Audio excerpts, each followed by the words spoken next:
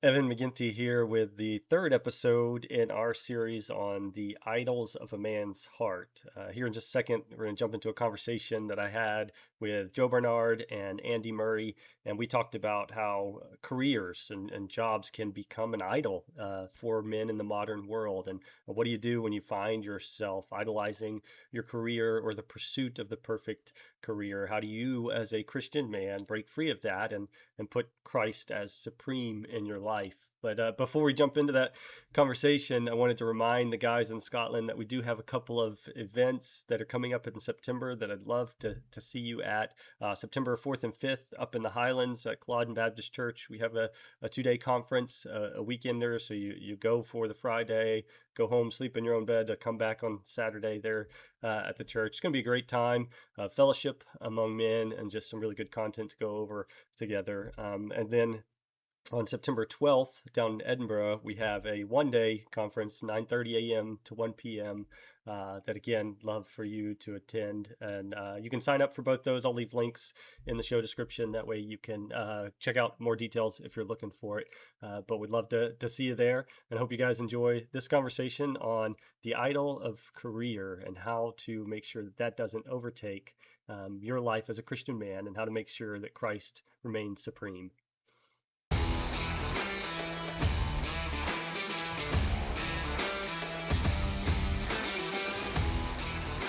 My friends, Joe Bernard, Andy Murray, I got a question for you.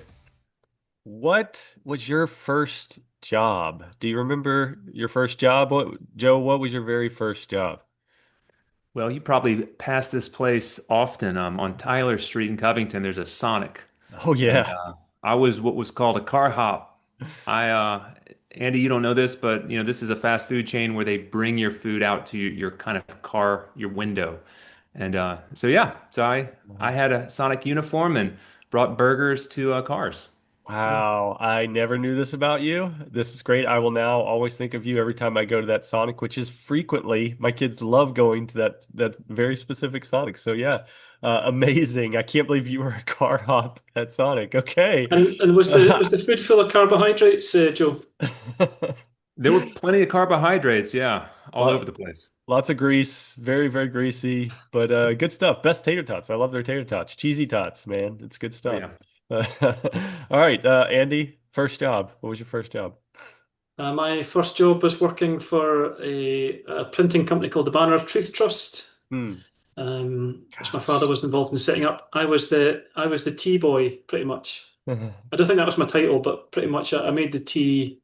Um, in those days, we used to stuff the Banner of Truth magazine into envelopes for the thousands of people that received the magazine. So yeah, yeah, Hmm. pretty much tea boy in a printing office. That was my first job. Please, Andy, my vision right now is of you as a teenager bringing tea to Martin Lloyd Jones. Now, don't tell me that's not true. I want to believe it, whether it was true or not. But that's my image. Unfortunately, Martin Lloyd Jones had entered eternity by the time I started at the Banner, but there's certainly plenty of people that remembered him well and sat under his ministry. So Wow. Such distinct differences here. So my first job was cutting grass. I don't know if you count that. But that was my first and last job. So, but look at we got a Sonic car hop and a lawn boy, and then Banner of Truth. Andy comes I out, know. big Is timing there us. is there Uh, any pictures of Joe with his first uniform on? oh, I don't know that I want to see that. I will lose all respect at that point. I Yeah, I just think I still have my Sonic hat someplace. I'll wear it for you sometime, Andy. Great. Anyway, so we're the reason I asked that. So we've been talking in this series to guys about idols and what are the idols that specifically attach to the heart of a man and distract us from having a lifestyle where Christ is first. And so the topic I wanted to bring up today was career or work. So this idea of how a career can become an idol in the life of a man. So let's start by just kind of personally thinking through what is your relationship right now with your career? How does it interact with your heart? And also, just what do you think about ordinary Christian men, the guys in your church? What is their relationship with their career? Andy, why don't you lead us off? How do you personally think about career? What do you think about ordinary Christian men? Yeah, so I've had a sort of a turn in my career in the last 2 years. So I spent 29 years pretty much in social work.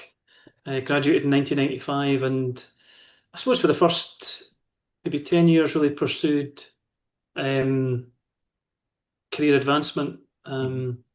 And I had a kind of crisis in 2005, and I kind of went into what we call the third sector in the UK, the sort of voluntary sector, kind of Christian charities. Um, and again, was in leadership for about 20 years there. But in the last couple of years, I've set up my own business and been doing some work for cross training. So I suppose my career at the moment looks a bit more mixed. I do different things, self-employed, work for a social work agency, um, which is great in some ways, but also it's nice having um, one clear vocation with Uh, a team around you with kind of clear objectives. So when you're self-employed, you've got to be pretty self-motivated and disciplined. So um, I think for the guys in my church, I meet with a group of young guys who are at different stages in their career. I think some of them would be, I think they would acknowledge they're quite consumed by their careers. mhm. They're consumed by salary, career advancement. I think other guys um, would maybe be less inclined to that. They're much more focused on family and faith and the church, and they see their careers very much as earning a living. So yeah, I guess a kind of mixture of different things really. Yeah. Yeah, I identify with some of what you were saying about your mixed career and don't really have a single vocation. And I've always found myself lusting after a career, I guess is how I would say it. I've been I jealous of think guys that have a I think single focus. I think what you're doing now, Evan's called a portfolio career. Portfolio, that sounds I like fancy. that. That sounds fancy. But yeah, Joe, what about you? What's your relationship with your career?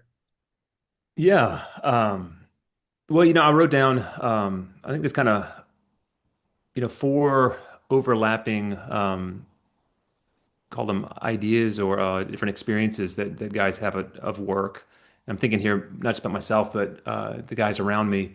Hmm. Some guys that have a career, and again, that's something very specific. You try to work your way up, attain some sort of status within. A lot of guys just have a job. Yeah. It's not a Yeah. career, Yes. Yes. um, and they're really just trying to make a paycheck. Some guys have a calling. They have Mm. something that the work folds into, but isn't the job or the career is not the overarching focus of everything.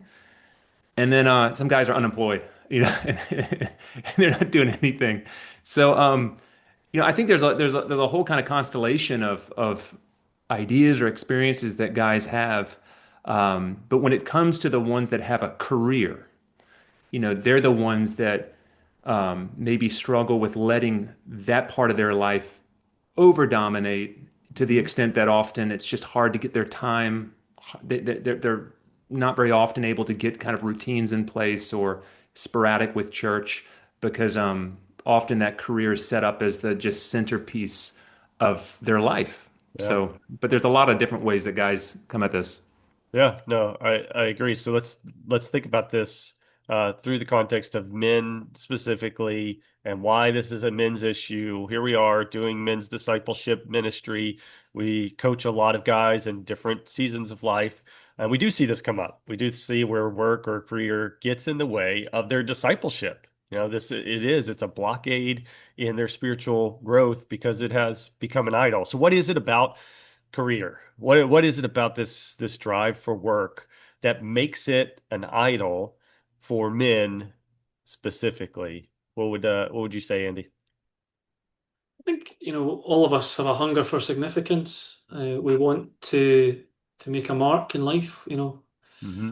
Um, we don't just want to turn up for 40 years and then have nothing to show for it. So I think a lot of men strive to make a difference. And most of us see that difference in leadership and management. So a lot of people are striving for senior positions. Oh, Um, I think the other thing I would just say about, men's careers is just the fragility of the workplace these days. So, mm, you know, when people are making decisions about should I work late, should I go to the prayer meeting, should I go to this work meeting or do extra work at home, I think a lot of men are looking at the marketplace these days and just it's a very fragile place. mm, One minute a company's thriving, the next minute there's huge redundancies. So um, I think people are much more. I think post-pandemic, people are much more reluctant to move careers, move mm, jobs. People are looking for a lot more security. mm. It's very hard to recruit people these days, certainly in my industry, and that's what I hear everyone saying. So, I think people want security. They want to pursue within their own careers, but I think the way that work can become an idol is, um, yeah, we long to make a difference, don't we? We want to leave our mark, and Mhm. we want to grow and develop and pursue. And nobody wants to have a disastrous work experience with a bad reference. They want Yeah. to leave jobs well, don't they? Yeah. Yeah. No, I think kind of as you're saying, there is good behind the initial draw towards what becomes an idol. It becomes an idol because it gets out of hand, but initially work, yeah, you want to do something significant with your life. You want to do something meaningful. You don't want to waste your time. That's how it starts with a lot of men. And also, yeah, God designed us as men for work and to work. So there's good in work. And to provide. If you've got a family, you need to work to provide. So there's a lot of good in this for men specifically, why we're drawn towards this desire for working and working hard. But it can get out of hand when it becomes the thing, right? But what else is it about, do you think, career work, Joe, do you find for men specifically? We know we're drawn towards work as men and significance, meaning, but anything else? Yeah, I think it's helpful for guys to think about the unusual social circumstances that we inherit. Hmm. So, through most of history, you never made a decision what you would do. You never chose a career. Most societies, what your dad and grandfather and great grandfather did, that's what you learned and that's what you did. Um, and I think one of the things that's just true of the modern world is one, we're all untethered, Yeah. so we kind of enter into the world and there's no sense of direction. And in some ways, it's really exciting because we have some choices. In other sense, though, it means that we're unrooted.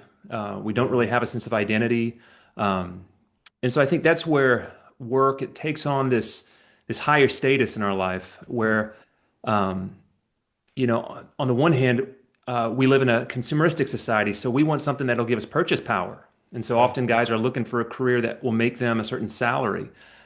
We do want status. I mean, it's just there's something in the heart of man that we want to measure ourselves horizontally. And so there's a sense of horizontal honor. You can be in certain rungs of society depending on um, if you're white collar or if you're professional or whatever it might be. But then going back to what Andy said, there's also just this sense that we want to do something. Mm, And a lot of people don't have a sense of vocation. And so if you take the spiritual really out of it, well, what can I do? Well, in my job, at least I feel like, I've finished this casework or I've completed this project management job or whatever else. And we want that sense of satisfaction. I don't know that that's the most meaningful kind. I think often what the world gives us or what our job gives us is something that'll be forgotten, in 24 hours. mhm. But if you have nothing else to live for, at least the career fills the vacuum and gives you a sense of daily purpose and meaningful work. But I think all of this, it kind of sets guys up. And I think the real question that we probably should go a little bit deeper into is what is the difference between career and calling? Oh, And, how does the one protect us from the idolatry of the other? yeah. I knew you were going to go there eventually. I knew it was coming. I knew Joe was going to bring up calling or vocation, this bigger picture idea. And it is. It's worth talking about. Let's go there for a second, though. Let's do it. Give me a sense for the guy that's listening. He may never even heard or thought about the idea of a calling. He knows he's supposed to go and get a job and be a cog in a machine is kind of the what you're expected to do. Uh, what's the difference? What's the difference between a calling and a job? And how does that affect maybe this path of attaching to as an idol to a man's heart? Andy, I've heard you talk not too long ago about kind of the creation mandate and some of Genesis. I wonder if you might want to pull some of that into this, and even let guys have a sense of, how the start of the biblical story sets us up to think about calling. Mm, Yeah, I think we need to acknowledge that God has all given us gifts and talents, hasn't he? And um, I suppose we all have untapped potential. So part of my job as a coach sometimes is to sit down with people and ask, what actually, gives you passion, and mm, what excites you, what gives you energy. And a lot of people never really sit down and think that through, and they are in jobs that, let's be honest, they just hate for most of their lives. Um, and we've all been in workspaces, certainly I have, where people spend vast amounts of their day talking about how much they hate their workspace and their oh, work colleagues and their organization, and it's painful. mm, I was in social work for many years, and came across many people who were really openly hanging on for their pension sometimes, and um, that's the difference between a job and a calling. Is um, when somebody feels called to, the ministry, when somebody feels called to, in my work line of work, coaching. So the calling is to help people grow and flourish. That's what excites me. mhm, And I came to that realization a couple of years ago, and it's quite an exciting kind of discovery for me, that this could be my calling in life. And it's also scary because you maybe give up a job and pursue your calling. And I've just been through a season where I've not been able to find work in what I want to do. So I've taken up some other work with my social work agency and gone back into to do some social work over the summer. So um, I don't think just because you have a calling that necessarily everything's plain sailing. I think sometimes uh, you have to explore that calling. Sometimes you have to step out in faith. That can be quite scary, and you have to trust the Lord that He's taking you in a particular direction. But yeah, in my experience, it's not always been plain sailing. I think the other thing I would just say is maybe helpful to define what do we mean by an idol. So um, I think Tim Keller says that an idol is anything that comes between us and God. mm, So your job, your calling, it's a good thing, but when it comes between you and God, that's when it becomes an idol.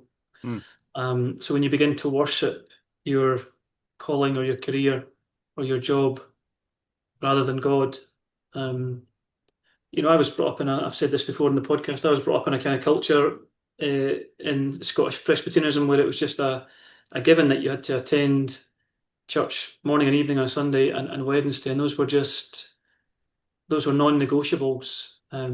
You worshipped at home as a family, mm, and I've always found that so helpful that the Wednesday night prayer meeting was just in the diary, and you never sacrificed that for work or for anything. And I've always felt that's really stood me in good stead in my life. That um, I can't remember who said it. Maybe Joe can remember, but there's only so far you can slip within a few days. You can always go back to sit under the Word of God and meet with God's people. And I think it's important to have these markers in our lives, these kind of rhythms, that sort of are a break between our work. yeah.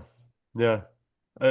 So what's interesting about the three of us kind of recording this conversation and talking about career and calling even and how those can creep in to become an idol is we all find ourselves in that like midlife season, right? So midlife crisis and midlife just those 40s, 50s that's the era we're in. However, when we think about the idol of career, the idol of work, I think it does look different in the different generations and even over time and history. So I want us to think a little bit more broadly about, okay, we disciple men in their 50s, 60s, and 20s. What does this look like when you're younger, when you're just starting a family? Yeah, how does this change over the course of a man's life? How does maybe that temptation to have work or career become an idol begin to mold and change from young age to old age? Joe, what would you say? I Again, I think whatever age we are, there's just some uh, typical temptations that we're up against, and think part of, that work becomes that idol or career becomes that idol when when it really does give you that sense of essential self-definition, Yeah. that sense of this is who I am. If I lost this, then my life would lose its value in some Mhm. way. And I think going back to that idea of calling, I mean, all of us are called to work. It's part of God's design for us. It's part of how we're fulfilled. Um, but often when we let a career define us, we're really letting a corporation define us. We're letting its expectations define us. And that corporation doesn't really love us. It doesn't connect itself typically with the purposes of God. Again, you're kind of becoming a part of a system that's going to pull you into a sphere of what you think about as numbers, and you think of productivity, and you think of how much profit you're bringing in. And I think we've got to pull things back into that spiritual realm where whatever we're doing it for the glory of God. We're Yeah. doing it to further his purposes. We're doing it to love other people. We're doing it to improve the world around us. And Mhm. so a career can become a calling, but it's not essentially one. You have to deliberately think, well, how do I take this work? Not define it just within the structure of the corporation, but within my existence before God.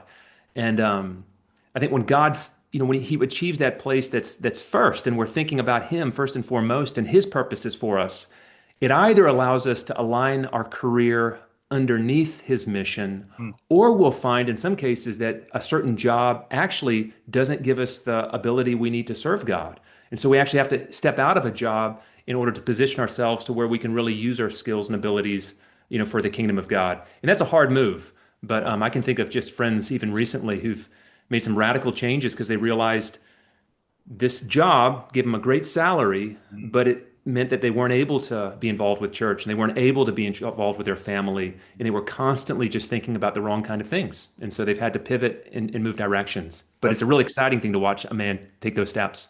that's scary. That's scary, but that's exciting. That's good on them for discerning that and making that move.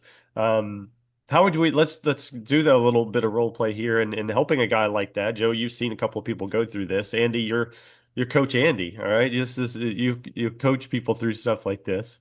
How would you help a guy discern if career has become an idol in his life? How do they begin to discover that so that they can maybe take some next steps towards living life in its proper order? What would you say, Andy? Yeah, I mean, I went for a walk with a very high profile business leader a couple of years ago, and I just kept asking him the question, "What are you working for? Hmm.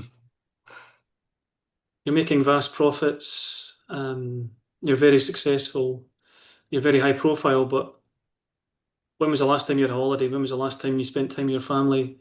What are you working for?" And I think Yeah. that's what I would ask any Christian guy. Yes, God has called us to work. Yes, we need a vocation and a calling. Hmm. But ultimately, what are you working for? Hmm. And if your family life's a car crash, your spiritual life is a car crash, like you need to think about how you're prioritizing your work, or you need to think of a new direction. Yeah. Um, One of the other things I was just going to say, I think I'm the oldest guy in the room here. You know, there are times when um, you have a crisis at work in terms of ethically. And again, that's a whole a subject in terms of if your work has become an idol, to what extent, if you're asked to do something that is unethical, which I was about 20 years ago, are you going to stand up and are you going to stand up for Christ, or are you going to buckle? And that's a really difficult thing when it affects your entire career or your entire job. Um, but I was preaching from Acts 4 last Sunday, and I was thinking about, Peter and John, where they're told not to preach about Christ. Hmm. Um, and it says, chapter 4, verse 9, "But Peter and John answered and said unto them, Whether it is right in the sight of God to hearken unto you, or more than unto God, you be the judge." Hmm. And sometimes when Christ is our King, um, it's very clear to us that we have to be obedient to Him more than our employer. And if that means um, losing a job, losing a career. That's what we have to do, and that's increasingly the case, certainly in the UK, that we have to sometimes take a stand for what is right, and it's costly, and Mm. I think we have to be preparing young men for that. Hmm.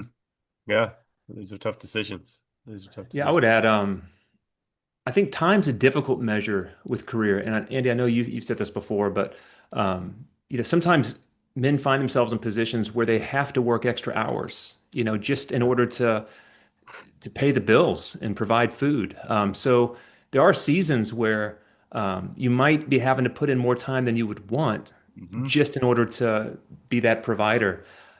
But I think I would ask men, how important is money, achievement, and status to you? Oof. Those are the things that we seek from a career that ultimately conflict with where we should find our sense of identity and value Mm. as men and as people. And I know just personally, so often that stuff does slip in. Not so much for me, it's not the money, it's more the achievement and the status. Like Hmm. I want to be visibly in a spot where the people I consider my peers respect me, even look Yeah, up to me. yeah. And I'm willing to make all kinds of sacrifices that are unholy in order to get to that position. Mm. And so, for me, that's the one. Okay, now there's this idol of self, idol of career, that's obstructing more important things. Hmm. Yeah, yeah. These are real battles. Like you said, I think that's a good point in that time is a bad measurement. There are all these other ways we can measure and look at guys' lives because through my season of careers and jobs and such, yeah, there's been seasons where in order to provide for the family, had to work a lot. But then there's been other seasons where I've worked a lot for a different purpose. It's worked a lot because it's like, oh, well, maybe home life is crazy, or you're looking for status, or you're looking whatever. There's a lot of different reasons why you're working, the amount of hours you're working or what you're doing while you're doing what you're doing. So I think your question, Andy, is good. Why are you doing what you're doing? Why do you work? Why are you doing what you're doing? So then how do you help guys take that next step? You find a guy who says, why I'm doing what I'm doing is for achievement. It's for status. It's they have the wrong answers and they see that career has become an idol. What's the next step for a guy like that? How do you help guys get out of this pathway where career is an idol? How would you coach guys, Andy? Yeah, I just think as Joe said, when you're coaching Christian guys, it's you've got to find your identity in Christ and Christ alone. And um, I've certainly experienced, with my sister, high achieving civil servant, and went to the doctors one day, diagnosed with pancreatic cancer, and died within 18 months. Mm. So um, we don't know what's ahead, and if all our status and identity is just in a job, and the job ends either through ill health or through the company going bust. I mean, um, you're kind of building your life on sand, aren't you? Mm. Hmm. And to me, I always say to guys, what do you want your legacy to be? Do you want to be committed to the same woman for the rest of your whole life, have a great marriage? Do you want your kids to be functional human beings, Yeah. love you, love Christ? Are these the things you want, or are you just wanting the big house and the great holiday Hmm. with the wife that doesn't really talk to you because you don't spend any time together? So, um, yeah, I certainly have come to into my 50s just wanting very different things from what I wanted in my 30s and 40s, and we all want security, we all want something in the bank for a buffer, but I'm just very, very conscious of the fragility and brevity of life, and the things that I want to pour my life into are, marriage, um, my relationship with Christ, my church, Hmm. sharing the gospel, and my kids. These are the things that I want to pour my life into and leave a legacy. Yeah. Yeah. So it's getting priorities right, helping guys discern where are your priorities, where are your identities, what do you put your identity in, that kind of thing. I think even just helping guys see, like the guys I know, if you look for guys that are doing this well, like, okay, who do you know that's doing this well? Guys that I know that are like satisfied in their job, but it's not become an idol. It's not overstated in their life. It has been because they found some sort of calling that they're living into. I do think that's a big piece here. I think there's great joy that comes with living within a calling. And I think it also prevents you from turning whatever it is that your calling is into an idol when your calling is coming from something higher and bigger than you. So if your calling is from God, ultimately what you're saying and stating is that you're a man of God who desires to follow after obedience to God. God is still your number one. There is no idol above him. And you seek obedience to him. And therefore, you're going to do what it is that you feel he's called you to do in this season of life. Men that live that way, they work really hard. They work really hard, and they may work long hours at times. But their job has not become an idol. At least the men I see doing this well. So that's how I would coach men. Is just I think you do need to have a deeper conversation about what is your calling in this season of life. What would it look like to follow in obedience to God and how He's designed you, made you, and what He's put around you. What can you go and do that would be an obedient life to Him? Um, I'd add, I think if you're from a meritocratic society, so, the US, the UK, a place where your worth is defined by your achievement. Um, I really think guys need to think hard on the fact Jesus was a loser. Like on those standards in his era, he was a loser. He didn't achieve, he didn't have status, he didn't have any of the benchmarks that would have put him, above, on a higher social rung. Pilate did. He had lots of yeah, those. He made his way up to be governor of Jerusalem, but not Jesus. Um, and so I think if we're going to really think about embracing the cross and being conformed to the likeness of Christ, we have to be relentless with seeing that false desire for achievement and status. I mean that this is it's a real cultural idol that's very easy to download into our hearts, and we need to meditate on the fact of what the cross means in the eyes of the world. That Jesus just didn't care about these things. He did work hard. yeah. He was a carpenter. All of those things are important. We need to have a great work ethic, but we've got to be relentless with not allowing ourselves to give our soul and heart to career. Yeah. Yeah. I think that's one big distinction and push I want us to make is yeah, work is good. It is really a good thing, but the status, the achievement, those are the things where it gets off course because I do think as I've discipled men in different seasons of life, um, it's not hard to talk to a man in his 30s, 40s, 50s about life and career and what he's achieving and doing. We're kind of in that system. But it's really hard to talk to an 18-year-old, 22-year-old, I find these days, and talk to them about work at all. There's a lot of young men that just aren't going to work. We've come from, at least here in America, we've got these generations of where it was climbing the corporate ladder was the thing that you were expected to do as a man. There's this expectation you were going to go, you were going to get a career, you were going to climb the corporate ladder. And then we've had now generations that's kind of rejected that, but they're not going to work. And that's a problem in itself. And so we want to be able to tell men, look, staying home, not going to work, going waffling between choosing a job even at a young age, like you're designed to work, you're made to work, and there's good in it. And so you got to find a calling. You've got to find a first step for you, and you've got to step into work because just sitting around doing nothing, that's not fulfilling God's calling on your life, and you're not gonna find satisfaction in that either. And that's in its own way where career and work can become an idol. It's an idol that gets in the way of you actually fulfilling God's calling in the sense that you've rejected it. And so we want to prevent men from that. But any last words, I guess you'd say to guys who are thinking about career and job and how this is maybe piercing their hearts and maybe got them off on the wrong path? Anything else you'd say to them, Andy? I was just going to say one of my all-time favorite books that I've read recently is Don Carson's memoirs of his father, which is um, Memoirs of an Ordinary Pastor, Hmm. and it's the story of Don Carson's father's ministry in Quebec in Canada, and it's one of the most moving books I've ever read. But you know, Don Carson has published, I think it's like 150 books. I'm not sure. He's a university professor. He's an international Christian speaker. His dad, ministered to handfuls of people for decades in Hmm. Quebec and faced huge persecution, and by the world standards, didn't achieve very much. Which is why the book's entitled Memoirs of an Ordinary Pastor. He was incredibly ordinary, but he was incredibly faithful.